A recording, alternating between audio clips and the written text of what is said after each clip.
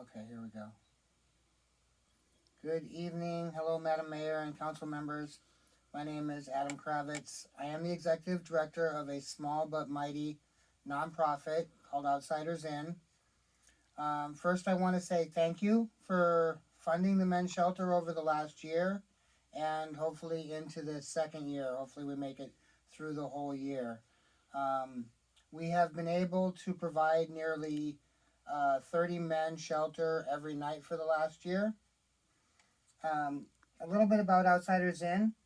We have operated quietly behind the scenes since 2016, mostly focusing on advocating, collaborating, speaking up for those of our community that are struggling to find safe and stable housing.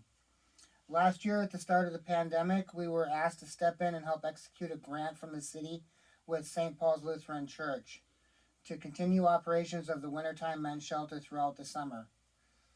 So, as you consider adopting the funding opportunities before you tonight, I'd like to take a few minutes to tell you some things about us, what makes us different, and some of the successes we've had. So, first and foremost, we were founded by people whom have lived experience with homelessness and housing instability. We have spent years listening to the folks on the street and telling their stories on social media.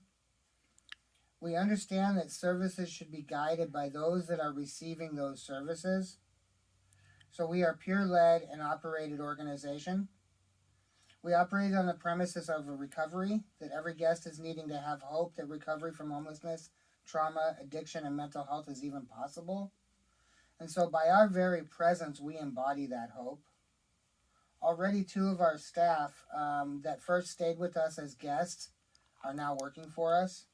And 2 other staff that came to us while struggling with housing have acquired safe and stable housing. The staff and the culture that we create is passed on to the guests as we provide a welcome and safe and supportive atmosphere where the journey of self-discovery and recovery can begin. We build relationships with our guests, starting with a compassionate accountability, tempered with expectations and responsibility for the men to take back and rebuild their lives. So we operate within the county's coordinated entry system, partner with several housing providers to transition our guests to more permanent housing. Over the past 12 months, we've served over 300 men. 47 of them have found housing and moved on, making room for other outside sleepers. All of this during a pandemic, an eviction moratorium, and we are still in line with national averages. We welcome anyone to contact us and learn more about our approach and model, and we thank you for your time and your consideration. Thank you, Adam. Let's have Vicki Smith and then